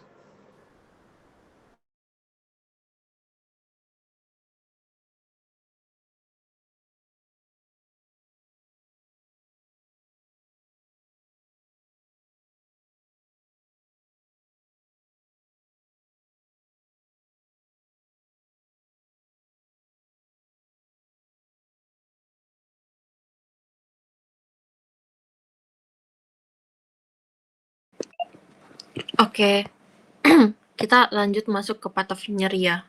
Sebenarnya ini itu untuk path of nyeri ini itu dia udah dijelasin di CM, terus udah juga dijelasin sama Kak Jihan tadi, sama Kak Ais kan. Kak Ais tadi kan ngejelasin di CM kan, terus kalau misalnya kajian tadi itu dia jelasin sudah di daerah yang sini, yang jaras nyeri faal. Nah, jadi di sini itu kayak lebih mengulang lagi untuk patofisiologi nyeri tersendiri. Jadi pertama itu si pasien ini kan dia itu kan ada karies gigi. Nah, yang dimana akibat adanya si karies gigi ini dia itu ngakibatin terjadinya kerusakan dari ruang atau rongga dari pulpanya ini yang mengakibatkan si bakteri itu mudah masuk ke dalam daerah gigi itu. Nah, kalau misalnya dia mudah masuk, dia nanti akan perlahan kolonisasi atau dia tuh berkembang biak di daerah akar gigi. Terus itu nanti dia akan membentuklah biofilm. Biofilm ini tadi kan udah dijelasin ke Ais yang dimana dia tuh terbentuk dari kumpulan slime layer yang dimana akibat bakteri ini yang berkolonisasi atau dia tuh berkumpul-kumpul. Jadi dia tuh kayak menumpuk-menumpuk, dia nanti akan bentuk si biofilm ini. Nah, ketika dia itu sudah membentuk biofilm, nanti dia itu akan mengakibatin terjadinya infeksi odontogenik yang dimana infeksinya itu di daerah rongga mulut. Nah, kemudian terjadinya infeksi ini, itu nanti dia akan, kalau misalnya ada infeksi, artinya kan perlahan nanti akan mengakibatkan proses dari pemicunya, proses dari peradangan atau inflamasi. Nah, yang dimana itu kan akan memberikan tanda dari rubor, kolor, dalor, dan juga tumor yang kayak dia itu bengkak, terus itu dia ada kemerahan, panas di daerah rahang giginya, terus kayak pokoknya panas, kemerahan, terus itu bengkak gitu. Nah, akibat respon inflamasi ini terpicu, dia itu nanti perlahan akan melepaskan mediator inflamasinya. Yang pertama dia nanti akan dia itu akan melepaskan mediator inflamasi. Contohnya itu berupa prostaglandin, histamin, sama bradikinin yang dimana nanti dia itu nanti akan merangsang nosiseptor kimiawi. Selain itu, selain dari mediator inflamasi keluar, dia itu juga akan ngakibatin perumpukan pus atau abses sehingga menekan jaringan sekitar yang mengakibatkan efek masanya itu meningkat. Jadi kan ada proses dari sistem imun itu kan dia kan ada proses pemperangan dari sel-sel normal tadi, sel-sel abnormal tadi kan, yang dimana neutrofil datang untuk makan si bakteri-bakteri ini yang perlahan dia itu nanti akan membentuk si pus seperti kayak di CM itu yang dimana kalau misalnya dia ini makin banyak otomatis dia akan menumpuk yang ngakibatin daerah yang terjadinya inflamasi itu juga nanti dia itu akan meningkat. Makanya kayak tampakan dari pasiennya itu kan dia itu tumor yang dimana efek massa di daerah wajahnya itu dia tuh kayak bengkak gitu loh, yang dimana itu. Nah, karena efek massa meningkat, dia itu akan merangsang nosiseptor yang mekanik. Yang dimana akibat dua pathway ini berjalan saling beriringan, itu nanti dia itu akan ngakibatin lah tekanan dari intrapulpanya tuh makin meningkat, makin banyak lah tumpukan-tumpukan si pus-pusnya itu di daerah giginya itu. Nah, yang dimana itu nanti perlahan dia akan merangsang lah ujung saraf alfa delta dan C yang dimana nanti dia akan menghasilkan potensial aksi yang dimana nanti berjalanlah ke serabut saraf aferen primer melewati nervus trigeminus V3 yang dimana masuklah perlahan ke korteks somatosensori cerebri yang dimana ini kan tadi sudah dijelasin sama Kak Jihan di faal jaras nyeri, jadi dia kayak saling berhubungan gitu. Terus yang dimana kalau misalnya dia sudah masuk ke CCB atau korteks somatosensori cerebri ini, dia nanti akan masuk ke akan ngakibatin perasaan atau persepsi dari rasa nyeri itu. Makanya si pasien ini tuh merasakan nyeri hebat pada rahangnya itu atau juga bisa disebut sebagai hiperalgesia gitu. Terus untuk proses patofisiologinya sendiri itu tuh dia terdiri dari 3 mekanisme. Mekanisme dari transduksi, proses dari adanya karies gigi ini sampai dia ngakibatin penghasilan dari potensial aksi. Terus ada juga proses dari transmisi yang dimana ini itu penjelasan lebih detailnya di faal jaras nyeri tadi yang perjalanannya dia itu pathway yang ascendance dan juga descendance itu. Terus modulasi itu perasaan yang dirasakan oleh pasiennya itu berupa nyeri yang hebat itu. Udah. Sebelumnya apakah ada pertanyaan? Kalau nggak ada pertanyaan bisa di reaction jempol.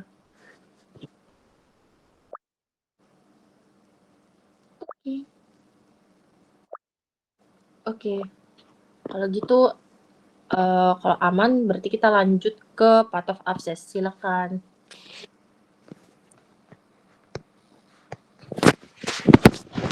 Oke, bentar.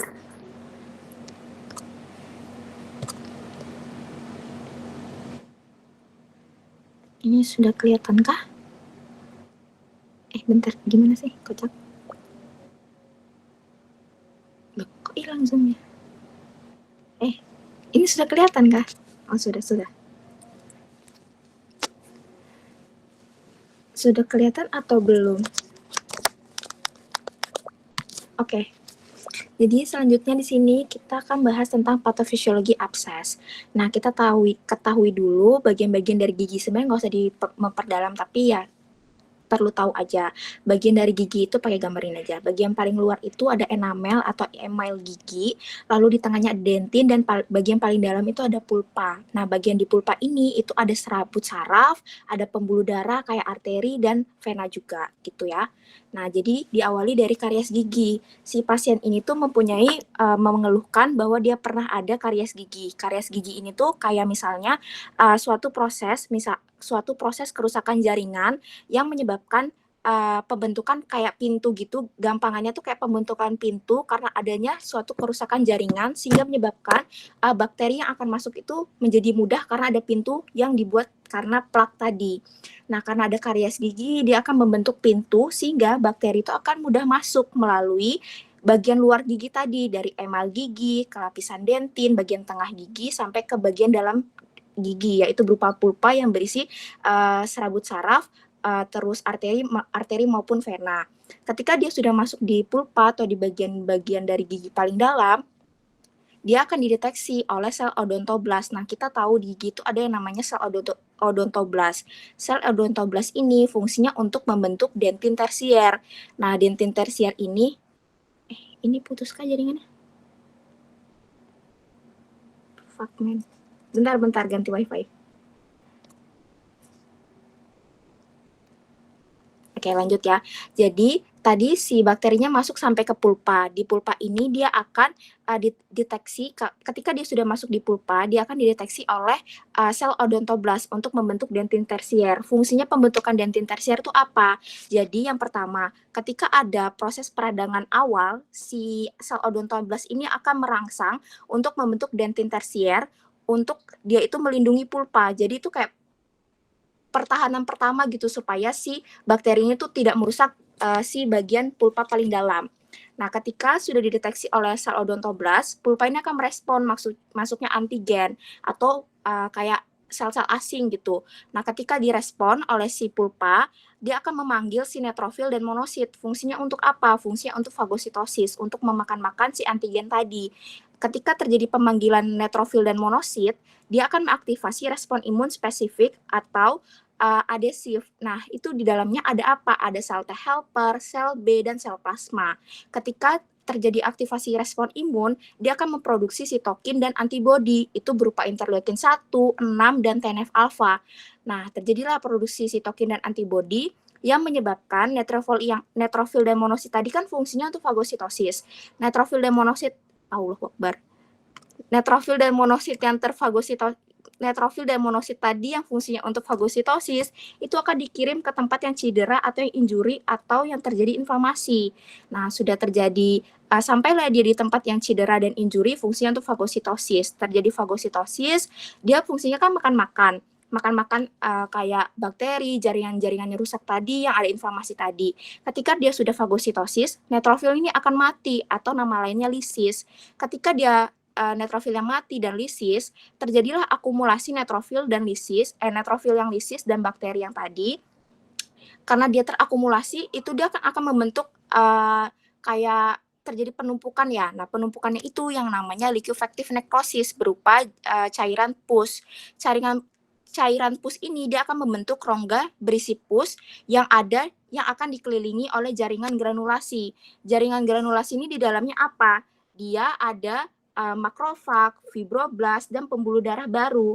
Yang dimana karena ada fibroblas tadi, dia akan membentuk fibros kapsul. Jadi dia kayak berupa kapsul gitu, pelapis dari luarnya si pus tadi.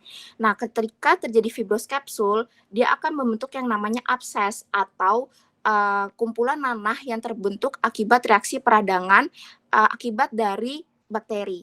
Begitu. Sampai di sini terlalu cepat atau ada yang dibingungkan? Kalau putus-putus nggak dengar nggak apa-apa.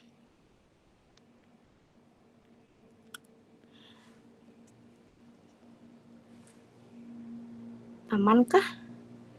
Oh, boleh kecepatan ya. Maaf. Sebentar. Oke, kita ulang.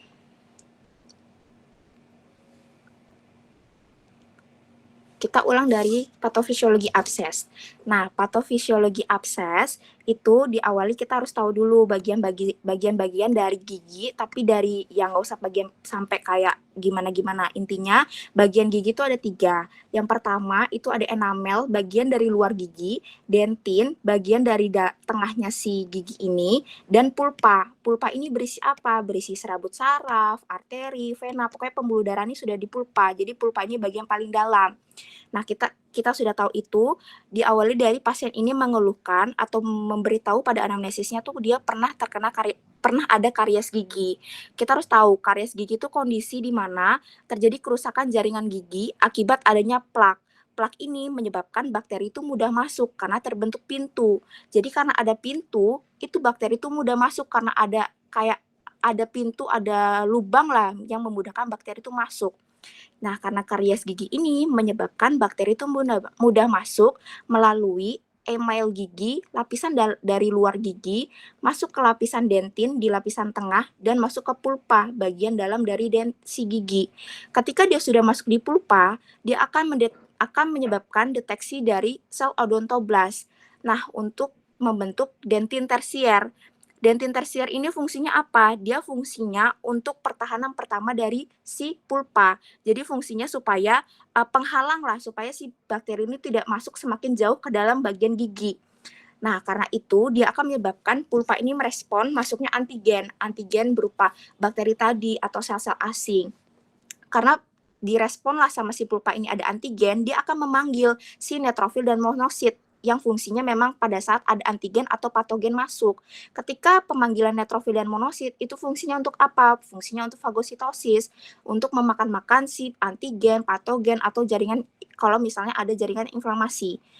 Nah, kita sudah tahu fungsinya neutrofil dan monosit untuk fagositosis, dia akan menyebabkan karena pemanggilan neutrofil tadi, dia akan mengaktifasi respon imun spesifik berupa sel T helper, sel B, dan sel plasma, yang dimana dia akan memproduksi sitokin dan antibodi berupa interleukin 1, interleukin 6, dan TNF-alfa.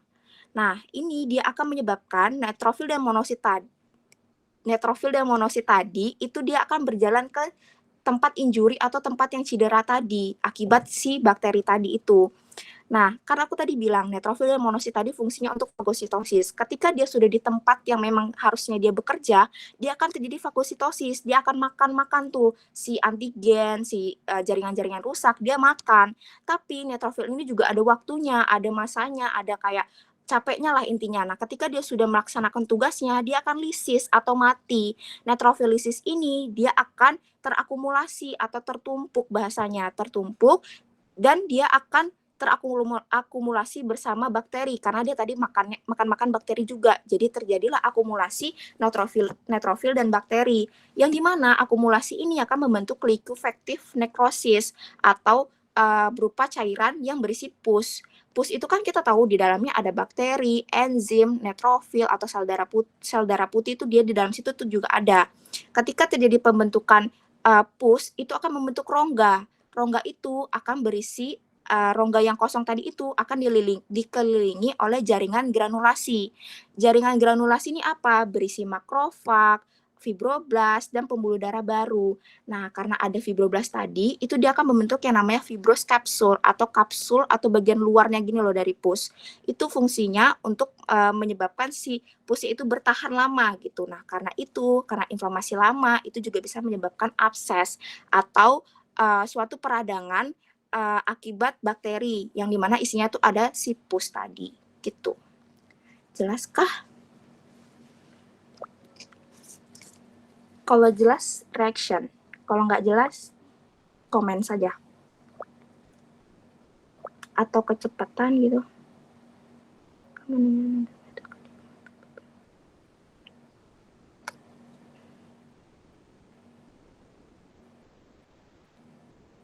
Aman kah?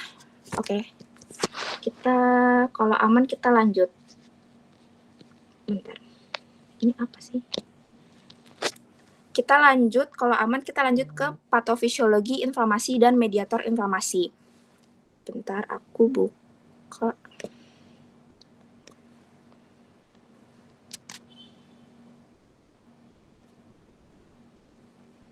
Nih. Kita ke patofisiologi inflamasi dan mediator inflamasi. Jadi diawali dari cedera dari jaringan. Cedera dari jaringan itu bisa berupa apa? Trauma atau bakteri masuk yang menyebabkan kerusakan jaringan, itu bisa menyebabkan cedera si jaringan ini. Nah, cedera jaringan ini akan menyebabkan makrofag ini terjadilah kayak tubuh tuh merespon adanya yang rusak, ada yang sesuatu yang nggak normal nih. Makanya tubuh tuh mendetek sehingga memanggil si makrofag jaringan. Makrofag di jaringan itu dipanggil. Fungsinya apa? Untuk fagositosis lagi, untuk makan-makan karena ada jaringan yang rusak atau ada antigen patogen yang masuk. Makrofag ini karena dipanggil dia akan melepaskan sitokin dan kemokin berupa interleukin 1, interleukin 8 dan MCP1. Fungsinya untuk menarik atau memanggil leukosit. Nah, ketika pemanggilan leukosit itu ada 4 tahap, ada 4 fase rekrutmen dari leukosit. Ini ada di e-book Abbas halaman berapa ya? Halaman 149. Nah, 4 fase rekrutmen leukosit ini aku udah tulisin di sini supaya kalau nggak mau pakai gambar nggak apa-apa. Jadi, yang pertama itu ada marginasi. Marginasi ini di mana leukosit kan pada normalnya leukosit itu tuh di pembuluh darah itu dia jalannya tuh di tengah karena aliran darahnya normal. Tapi pada saat kondisi inflamasi, aliran darah itu akan menjadi menurun atau statis, yang dimana leukosit itu akan terdorong ke pinggir pembuluh darah. Jadi dia di bagian pinggir-pinggir di pembuluh darah ini yang harusnya di tengah tapi ke pinggir karena terjadi inflamasi tadi. Lalu yang kedua ada rolling, yang dimana aktivasi selektin endotel dengan ligan selektin leukosit. Maksudnya adalah ketika leukosit ini sudah di pinggir di pembuluh darah, pinggir pembuluh darah itu kan ada endotel. Endotel tadi itu mempunyai yang namanya selektin. Jadi endotel itu punya selektin, si leukosit itu punya selektin juga. Jadi mereka tuh berikatan atau beraktivasi. Fungsinya jadi gini, analogi gampangnya. Fungsi si selektin tadi itu gini. Kalau misalnya kita bayangkan leukosit ini tuh kayak mobil yang lagi melintas di jalan tol. Jadi pembuluh darahnya anggap aja tol. Nah, leukosit ini kalau nggak ada aktivasi selektin, leukosit ini tuh jalan terus laju. Kayak nggak tahu arahnya tuh mau kemana, nggak ada rambu-rambu. Jadi dia ya udah jalan aja terus. Tapi dari si aktivasi selektin ini dikenalilah kalau harusnya itu selektin ini tuh kayak misalnya kayak polisi lah memberitahu, oh di sini lo leukosit, kamu harus kerja di sini, kamu harus tahu kamu harus berhenti di sini, kamu harus kerja di sini supaya dia tahu arahnya dia tuh harus kerja di mana. Nah, fungsi aktivasi selektin tuh begitu. Kalau nggak ada selektin, dia akan jalan terus, dia nggak akan tahu dia harus menutup atau memperbaiki mati apa nih? Maaf, memperbaiki jaringannya luka itu di mana? Siapa sih nelpon? Maaf ya guys. Jaringannya luka itu di mana? Sudah selesai dari situ, aktivasi selektin yang tadi itu dia fungsinya untuk memberitahu si leukosit ini kerjanya harus di mana. Terjadilah itu namanya rolling. Jadi dia itu rolling tuh bahasa gampangnya tuh dia kayak bergulir-gulir secara lambat, kan pembuluh darah tuh panjang. Nah, dia tuh bergulir atau berjalan lambat supaya dia tuh bisa diketahui sama tubuh kalau ada aktivasi dari selektin dan si ligan tadi supaya kayak tubuh ngedetect nih ada yang mau kerja gitu. Namanya rolling atau bergulir. Nah, ketika sudah fase ketiga itu ada adesi kuat. Adesi kuat ini ketika leukosit itu dia akan berikatan dengan ICAM melalui interaksi integrin. Kita balik lagi. Leukosit tadi dia ada di endotel di pinggir pembuluh darah, tepatnya di endotel. Endotel itu punya ICAM. ICAM ini akan berikatan dengan leukosit melalui interaksi integrin. Yang dimana fungsinya sendiri itu supaya si leukosit ini tuh berikatan kuat gitu. Karena kita tahu tadi dia tuh hanya aktivasi sementara, tidak kuat.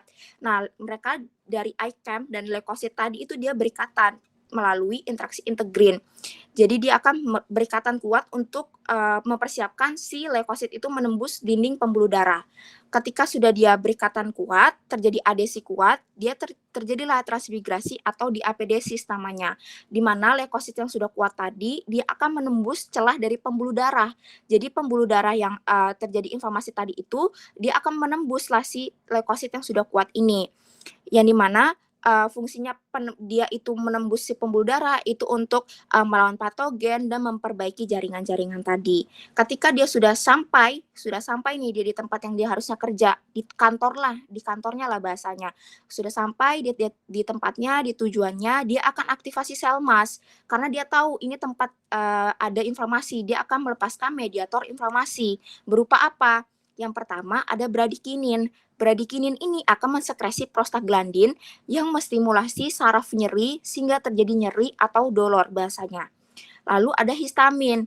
Histamin yang pertama akan menyebabkan permeabilitas kapiler meningkat sehingga menyebabkan kebocoran dari protein plasma dan sel darah merah karena tekanan dari kapilernya meningkat. Sehingga tekanan osmotik koloid cairan meningkat, cairan yang harusnya ada di intersisial ke interseluler sehingga dia akan ke kapiler menyebabkan edema pada rahang bawah atau bahasanya tumor. Histamin tadi akan menyebabkan vasodilatasi pembuluh darah. Vasodilatasi pembuluh darah yang pertama akan menyebabkan tekanan darah di kapiler itu meningkat. Nah, tekanan darah kapiler meningkat ini juga akan menyebabkan tekanan osmotik dari koloid cairan itu meningkat. Vasodilatasi itu kondisi di mana aliran darah itu kan meningkat. Aliran darah itu meningkat cepat yang dimana itu bisa menyebabkan rubor dan kalor. Terus kalau ini sih gambarnya aja ya, kayak kalau mau aku jelasin, jadi intinya tuh dari sini, si makrofag tadi masuk, terjadi selectin ligan. Selectin ligan dia akan ke integrin si yang tadi itu, si reaksi integrin tadi, lalu dia akan ke adesi yang kuat di ini, stable adhesions, terus ke migrasi dia masuk nih, dia menembus karena dia udah kuat, udah kayak anggapnya udah mantep lah gitu untuk menembus si dinding pembuluh darah. Dia masuk dia akan bekerja lah, dia akan melepaskan mediator inflamasi di sini. Udah di situ dia kerja. Nah, mediator inflamasinya apa aja? Yang pertama ada TLR atau bahasa panjangnya itu toll-like receptor. Itu berisi protein transmembran untuk mendeteksi atau merespon patogen. Jadi kayak merangsang kalau ada patogen. Lalu ada asam arachidonat. Asam arachidonat itu berisi prostaglandin, TXA atau tromboksan, dan leukotrin. Sel mas itu berisi histamin, bradikinin. Terus ada sistem komplement terdiri dari C3A dan C5A. C3A ini untuk anfilatoksin yang memicu sel mas tadi, sama C5A ini sebagai faktor kemoktran untuk neutrofil dan makrofag itu supaya bisa dia migrasi atau berpindah. Lalu ada faktor Hageman, itu untuk aktivasi jalur koagulasi dan sistem kinin. Ini untuk kayak jalur ya untuk kayak koagulasi lah intinya, tapi kita nggak bahas di sini karena dia nggak ada pendarahan. Terus ini ya kalau kita harus tahu tanda-tanda inflamasi itu ada 5, pain, head, redness, swelling, sama loss of functions. Sudah, begitu. Jelaskah? Ini kalau mau bukunya, e-booknya nanti aku kirim ya. Kalau kurang jelas boleh tanya aja.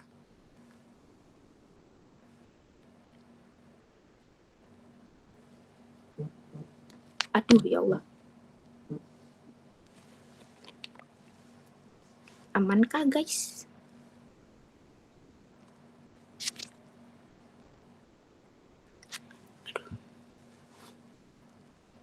Oke, kalau nggak aman, ini ada pertanyaan dari Nadida.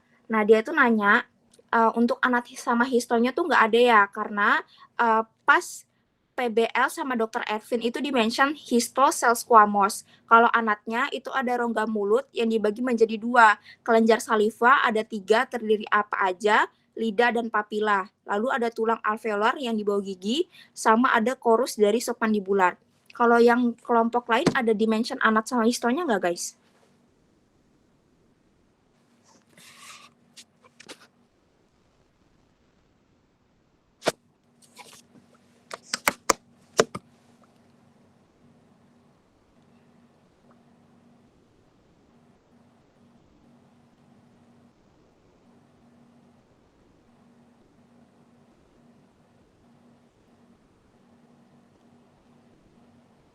Berarti ada anat sama histo ya? Oke, bentar-bentar.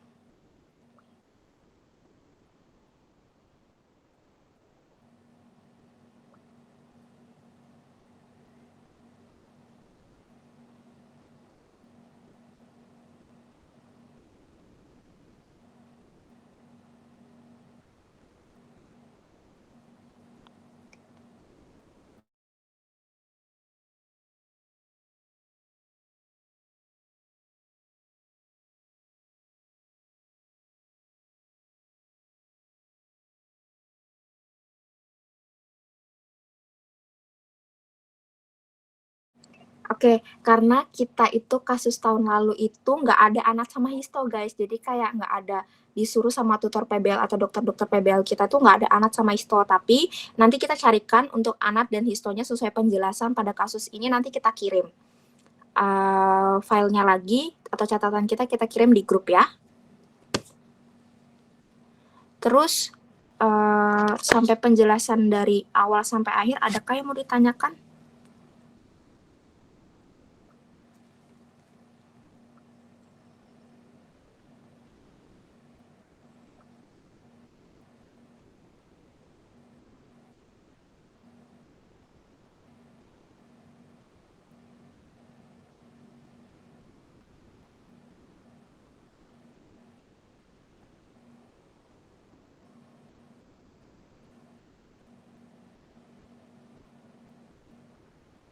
Aman kah? Aman. Kalau misalnya kecepatan atau apa gitu, gak apa-apa guys, kita bertanya, feel free. Oke, mungkin tadi itu ada yang ngechat aku mengenai kalau misal ternyata ada dokter yang mention kalau misal bakterinya itu ada salah. Streptococcus sama lactobacillus.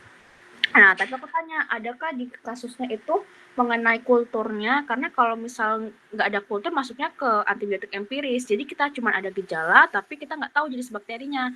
Maka dari itu, tadi aku bilang pakai amoxicillin, yaitu spektrum yang luas, bisa mengcover bakteri-bakteri bukan positif maupun negatif. Nah, tapi kalau misal nanti kalian mau minta ada bakterinya, mungkin nanti aku kirim aja ulang. Soalnya kalau misalnya ini kan Streptococcus sama Lactobacillus itu sama-sama gram positif, sama-sama anaerob fluktuatif juga. Nanti coba aku cari tahu dulu ya. Soalnya di kasus kita itu dokternya nggak ada mention jenis bakterinya dan nggak dilakukan kultur. Makanya kita pakai terapi yang empiris. Itu sih ada, atau mungkin kalian ada yang beda lagi selain anak histo sama tata laksananya. Iya guys, nggak apa-apa sharing aja, soalnya kan beda tutor, beda lagi dapat Mungkin ada bilang dokter ini, dokter itu, ya. atau semuanya aman. Nggak ada lagi. Kenapa cuma Akbar yang reaction gitu? Yang lain apakah aman beneran di AMP sama PAM?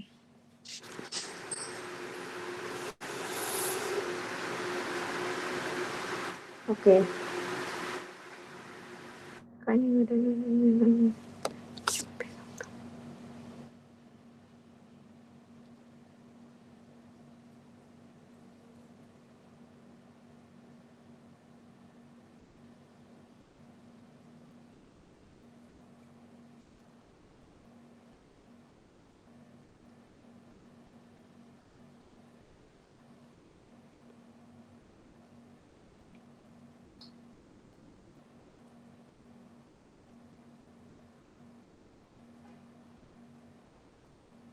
Halo,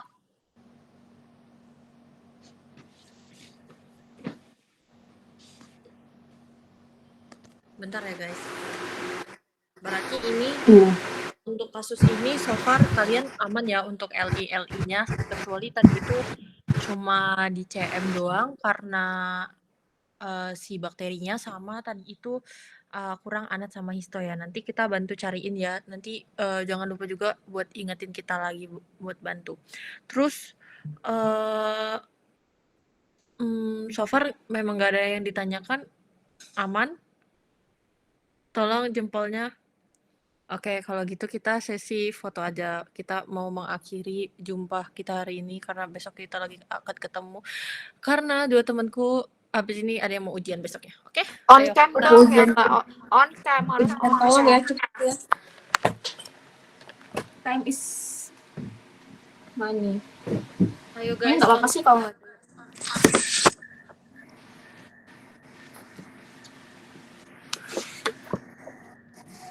Ayo on cam.